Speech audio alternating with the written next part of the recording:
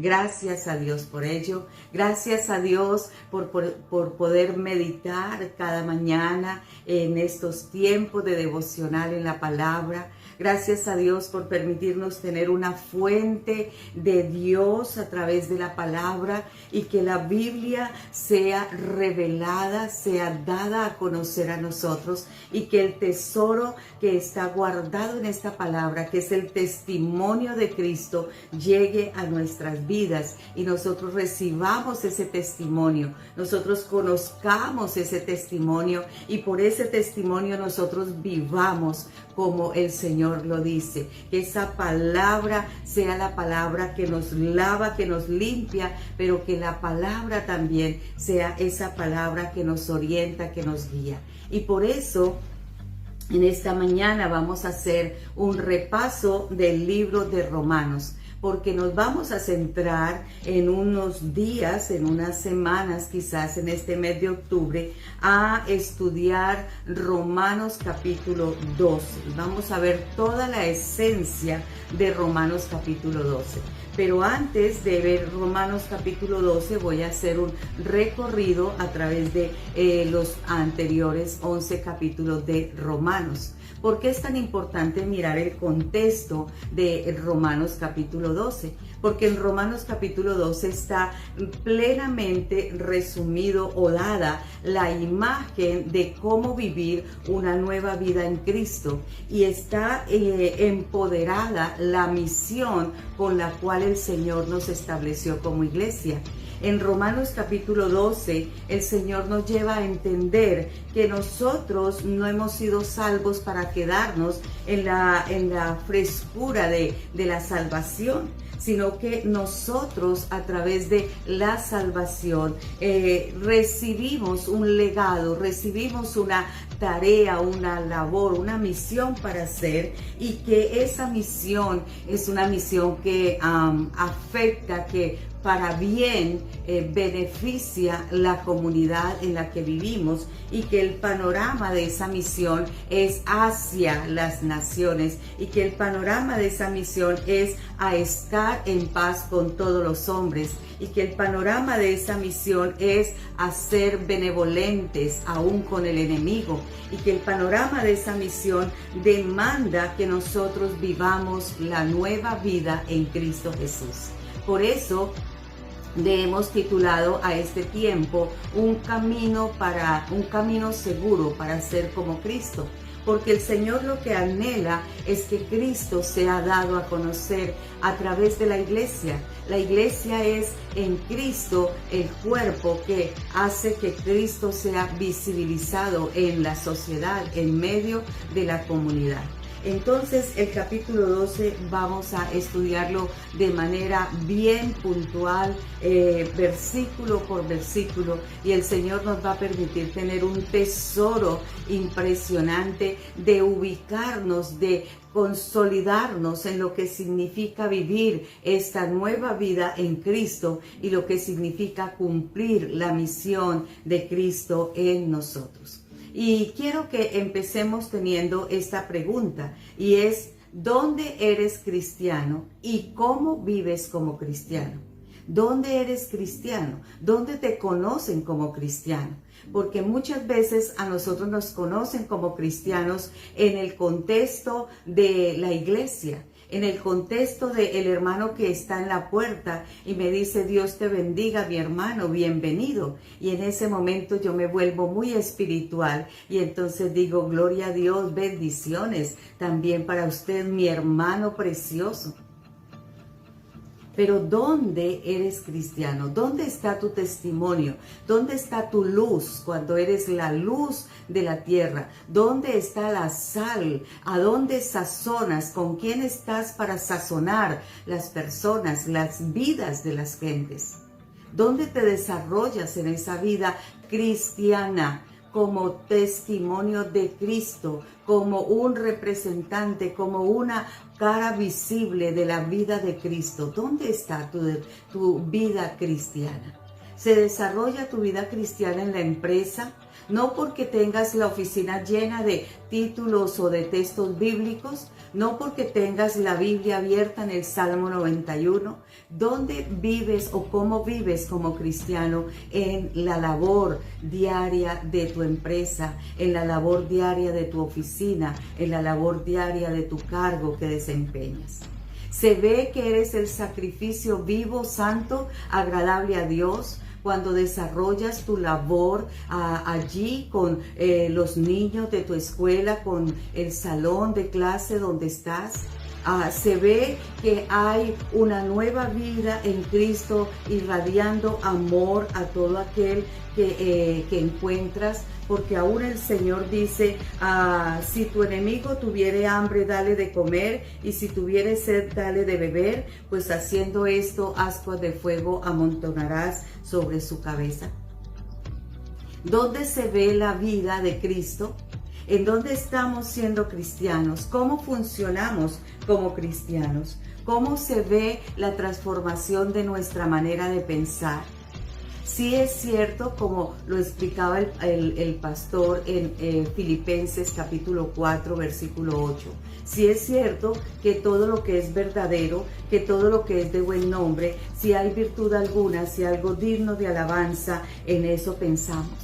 Si es cierto que nosotros pensamos en lo verdadero, si es cierto que nosotros pensamos en lo honesto, si es cierto que nosotros pensamos en lo justo, si es cierto que nosotros pensamos en lo puro, en lo amable, en lo que es de buen nombre, en lo que hay virtud alguna. ¿Cómo es nuestra manera de pensar? ¿Cómo están siendo transformados nuestros pensamientos? ¿Cómo está siendo renovada nuestra mente a través de la cosmovisión bíblica y a través de esa cosmovisión cristocéntrica? ¿Cómo están nuestros pensamientos renovados? Entonces, la segunda pregunta es, ¿vives como cristiano? Vives como cristiano, y esto no tiene que ver con la parte emocional, sino con el compromiso, como lo decíamos anoche en nuestra reunión, como en la entrega total, como el sacrificio vivo, santo, agradable al Señor. ¿Cómo vivimos realmente? Porque nosotros debemos de sopesar que si nuestras emociones, nuestra mente y nuestra voluntad realmente están fundidas a la voluntad de Dios. Entonces, mirar esto es lo que nos lleva a estudiar el capítulo 12, de Romanos capítulo 12. Pero queremos también entender que lo vamos a ver aquí en el resumen, que nosotros podremos vivir esta vida solo y solo si el Espíritu Santo produce esa vida en nosotros. Sí y solo si el Espíritu de Dios está llevándonos a tener esa vida de palabra, de oración, de comunión, de relacionamiento con el Señor. Sí y solo si el Espíritu Santo me empodera para poder vivir la vida a través de Cristo. Entonces vamos a empezar el resumen del libro de Romanos para ubicarnos. Y yo le invito a que observe los videos de la página de YouTube de Paso de Esperanza. Allí están, creo que de 6 a 7 videos. Y si tú quieres, te envío los links a través de Paso de Esperanza para que puedas ver este resumen del libro de Romanos en estos videos que ya están previamente subidos a la página, de la cual espero que tú seas suscriptor y seguidor fiel. Pero dice aquí que la carta del apóstol Pablo a los romanos, pues él explica que está trayendo un mensaje que es para griegos y no griegos, para judíos y no judíos, porque no me avergüenzo del evangelio, porque es poder de Dios para salvación a todo aquel que cree, al judío primeramente y también al griego. Porque en el evangelio la justicia de Dios se revela por la fe y para la fe, como está escrito, mas el justo por la fe vivirá. Entonces en el capítulo 1, 2 y 3, el cual tú puedes leer en un tiempecito en el día de hoy, en estos 3 capítulos versa el problema de la humanidad. Pero el problema de la humanidad es el pecado. Y aunque aquí habla de todo el contexto en el cual el hombre está inmerso en una vida de pecado, el escritor empieza dándonos unas buenas noticias. ¿Y cuáles esas buenas noticias? Él dice: no me avergüenzo del Evangelio, porque el Evangelio es poder de Dios para salvación a todo aquel que en él cree, a todo aquel que cree, al judío primeramente y también al griego. Entonces la pregunta es: ¿y qué es el Evangelio? ¿Y quién es el Evangelio? Porque en el Evangelio hay que creer. Y el Evangelio es buenas nuevas. ¿Y quién es esas buenas nuevas? ¿Quién trajo esas buenas nuevas? ¿Quién anunció esas buenas nuevas? ¿Quién es el proclamador de esas buenas nuevas a través de nosotros? ¿Cómo tú y yo podemos vivir Evangelio? No por una vida de religiosidad, no por una vida de vida legalista, religiosa. Tú y yo somos proclamadores del Evangelio por un estilo de vida, como dice aquí, porque el Evangelio es la justicia de Dios. Y el Evangelio se revela por la fe y para la fe. Entonces, el justo por la fe vive. El Evangelio se anuncia cuando tú y yo vivimos en la justicia de la fe de Cristo Jesús.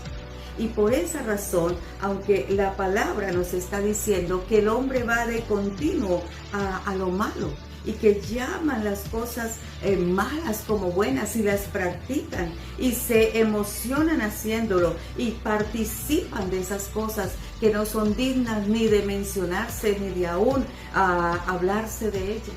Pero el hombre ha ido de continuo cambiando la gloria de Dios incorruptible en semejanza de imagen de hombre corruptible. Y el hombre ha ido dejando la verdad de Dios por la mentira. Y ha ido honrando y dando culto a las criaturas antes que el Creador. Y que el hombre ha ido aprobando y teniendo en cuenta lo que no es de Dios para tener en cuenta lo que la mente reprobada hace y piensa y conviene. Entonces es ahí donde el hombre ha ido viviendo una vida de pecado, una vida que le hace ser contaminado de esta forma y le hace practicar cosas que no son correctas. Por eso el versículo 23 del capítulo 3 dice: por cuanto todos pecaron y están destituidos de la gloria de Dios. Todos están, ¿qué? Destituidos de la gloria de Dios. Todos han pecado, todos están apartados de la gloria de Dios. Este es el problema del capítulo 1, 2 y 3, el pecado. Pero en el capítulo 4 y 5 se habla de la solución a ese problema del pecado. Se habla de la esperanza que hay para el hombre pecador, para nosotros. Se habla de cómo el Señor trae la promesa y cómo esa promesa que no fue dada por la ley, sino a través de la descendencia de Abraham. Y la descendencia de Abraham ya la estudiamos en Gálatas, es Cristo el Señor. Y que entonces a través de esa vida de Cristo nosotros somos justificados. Y entonces dice el capítulo 5 versículo 1: justificados pues por la fe tenemos paz para con Dios por medio de nuestro Señor Jesucristo. Entonces a través de Cristo Jesús vamos a ser justificados. Y el ser justificado significa declararnos justos y que toda la paga de ese pecado por el cual le habíamos fallado al Señor hoy ha sido anulada, clavada y quitada en la cruz de Cristo, porque Él es nuestra justicia. Él es nuestra justicia, el que nos ha justificado delante del Dios eterno Padre. Y por lo tanto, hoy el Señor no ve a Edna, sino que ve a Cristo justificando a Edna. Por eso dice el capítulo 5, porque en el Adán nosotros pecamos, pero en Cristo, el postrer Adán, nosotros hemos sido justificados. Amén.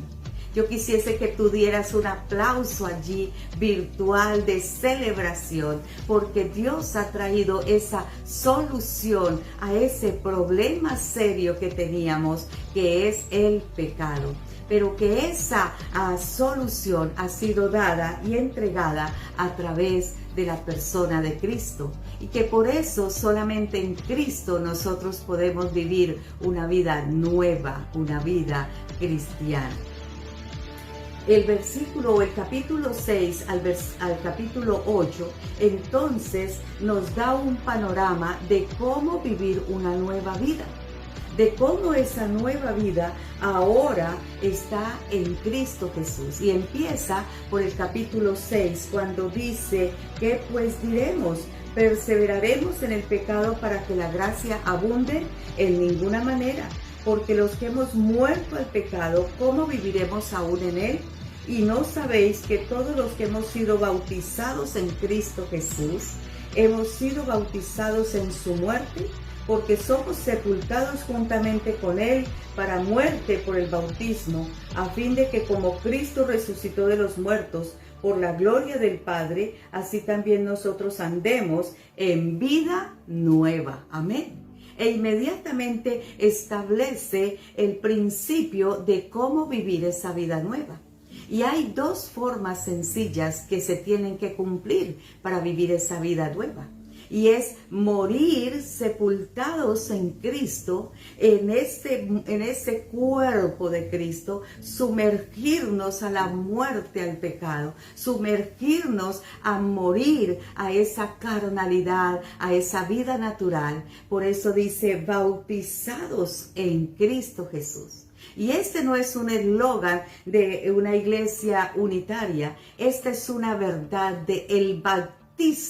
Es decir, el bautizarme en Cristo es sumergirme en Cristo, dispensarme en Él para que Él se dispense en nosotros. Y cuando yo me dispenso en Cristo para muerte, para renovarme, para que en todo lo que yo fallaba, en todo lo que yo era, ahora quede sumergido en Él, entonces Él hace la segunda parte. Y la segunda parte es que como Cristo resucitó de los muertos, ahora Él nos da a nosotros. Él ahora se dispensa en nosotros en resurrección y vida nueva. Amén.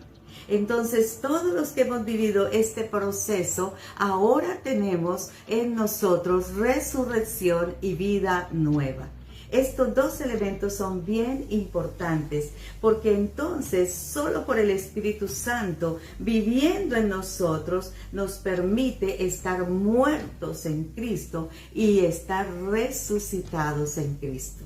Y vuelvo a recordarles la función: sumergirme para muerte, yo me sumerjo para muerte en Él, pero Él se dispensa para resurrección en mí.